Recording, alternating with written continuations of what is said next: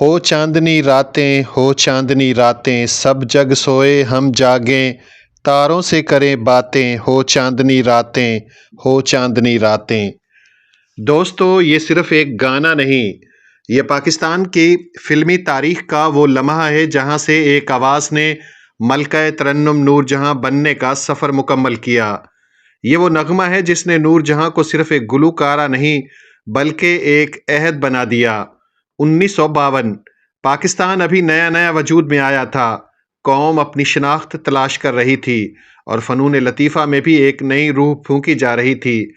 ایسے میں فلم دوپٹہ ریلیز ہوئی اور اس فلم کے ساتھ ریلیز ہوا ایک ایسا گانا جس نے سننے والوں کو سحر میں جکڑ لیا، ہو چاندنی راتیں۔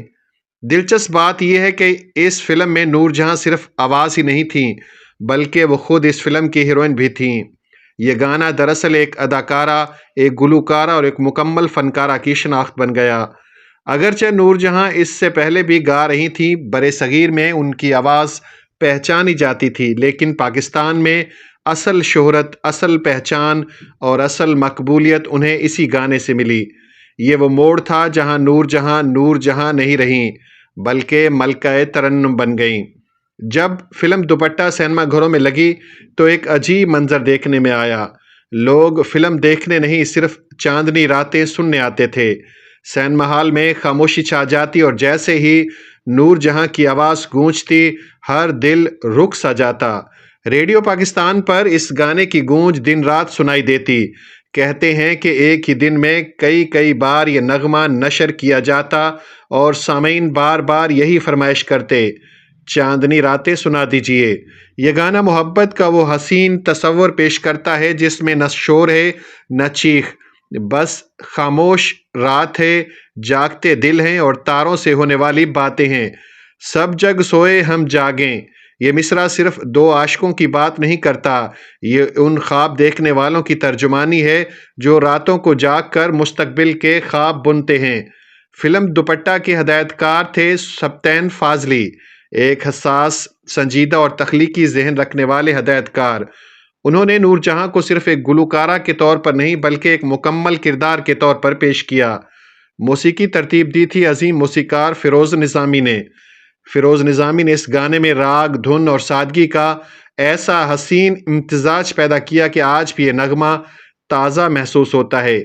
یہ کوئی بھاری بھرکم موسیقی نہیں تھی، کوئی شور شرابہ نہیں تھا، بس نرم مدھم اور چاندنی جیسی دھن اور اس پر نور جہاں کی آواز جو سیدھی دل میں اترتی چلی جاتی ہے۔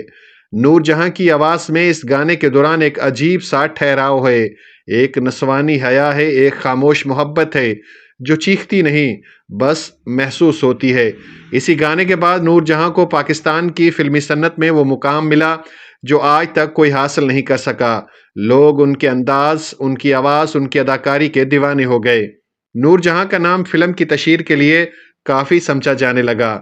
دوپٹہ کی کامیابی نے یہ ثابت کر دیا کہ پاکستانی فلم، پاکستانی موسیقی اور پاکستانی آواز دنیا میں اپنا مقام بنا سکتی ہے۔ یہ بھی حقیقت ہے کہ اس گانے نے نور جہاں کی زندگی کا رخ بدل دیا۔ یہی وہ نغمہ تھا جس کے بعد نور جہاں ہر بڑے موسیقار کی پہلی پسند بن گئیں۔ آج دہائیوں بعد بھی جب چاندنی رات ہو، جب خاموشی ہو، جب تنہائی ہو تو یہ گانا خود بخود یاد آ جاتا ہے۔ یہ نغمہ وقت کا قیدی نہیں، یہ ہر دور میں زندہ ہے، ہر نسل میں مقبول ہے۔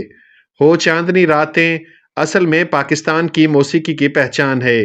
یہ گانا ہمیں یاد دلاتا ہے کہ شہرت شور سے نہیں بلکہ سچائی، سادگی اور دل سے نکلنے والی آواز سے ملتی ہے، اور یہی وجہ ہے کہ نور جہاں صرف ایک گلوکارہ نہیں بلکہ ملکہ ترنم کہلاتی ہیں۔ ناظرین، آخر میں چھوٹی سی گزارش، اگر آپ نے ابھی تک ہمارے چینل کو سبسکرائب نہیں کیا تو محبت کے ساتھ سبسکرائب کر دیں۔ شکریہ، اللہ حافظ۔